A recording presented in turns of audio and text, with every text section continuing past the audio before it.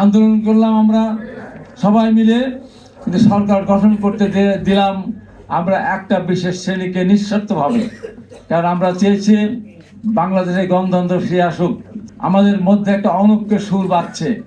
এই অনৈক্য সুর যারা সৃষ্টি করছেন তাদেরকে পরিষ্কার করে বলতে চাই, এই অনৈক্যের কারণে দেশে যদি আবার কোনো অসাংবিধানিক কোন সরকার আসে অথবা দেশে যদি বিশৃঙ্খলা সৃষ্টি হয়, গণতন্ত্র যদি পিছিয়ে যায়, তাহলে সবারই কিন্তু ক্ষতি হবে। আপনারা যদি ব্যর্থ হন তাহলে বাংলাদেশের গণতন্ত্র বহু দিন পিছিয়ে যাবে বলে আমি মনে করি।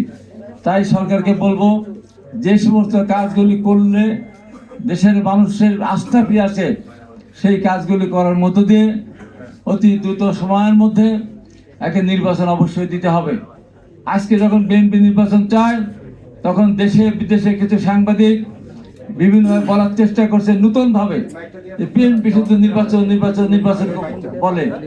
আন্দোলন কি নির্বাচনের জন্য হয়েছিল? শিক্ষা থেকে শুরু করে আপনার চিকিৎসা ব্যবস্থা, আপনার পুলিশ শাসন, আপনার বিচার ব্যবস্থা সবই তো ধ্বংস হয়ে গেছে। সেখানে আপনার সংস্কার, শত বছর ধরে সংস্কার করলে সেই সংস্কার শেষ হবে না।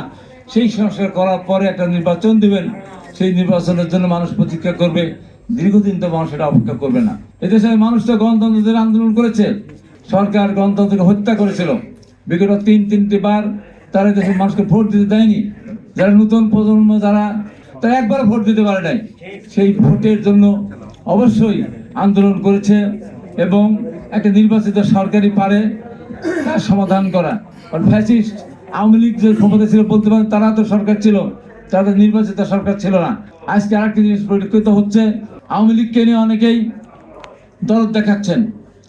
সরকারের মধ্যে অনেকে ছিলেন প্রথম খুবই দরদ দেখানো শুরু করলেন, আওয়ামী লীগকে আসতে দেওয়া উচিত, আওয়ামী লীগের রাজনীতি করতে দেওয়া উচিত, আওয়ামী লীগকে আগামী নির্বাচনে আসতে দেওয়া উচিত।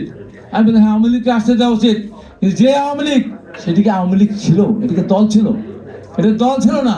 অতএব এই দলকে অবশ্যই, ছাত্রলীগ যেমন দীর্ঘদিন ঐতিহ্যবাহী সংগঠন ছিল, সেই ছাত্রলীগকে যদি নিষিদ্ধ ঘোষণা করতে আমি প্রতিবাদ করতাম। যেহেতু আমি ওই ছাত্রলীগের সভাপতি ছিলাম, ঐতিহ্যবাহী 90 সালে আমি নেতৃত্ব দিয়েছিলাম এবং প্রথম কাতারে থেকে আমি সেই নেতৃত্ব দেওয়ার সুযোগ হয়েছিল।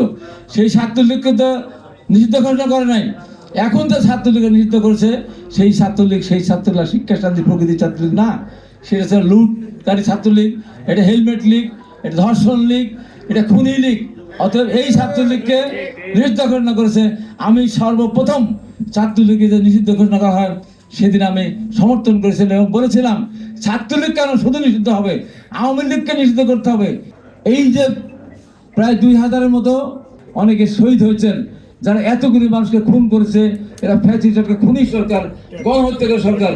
এই সরকারকে যারা সমর্থন করেছে, এই সরকারের যারা সহযোগী ছিল, 14 দল, হাসানুল্লাহ ইনু, রাহাত মেনন সহ এবং জাতীয় পার্টির 2 জনকেই নিষিদ্ধ ঘোষণা করা উচিত।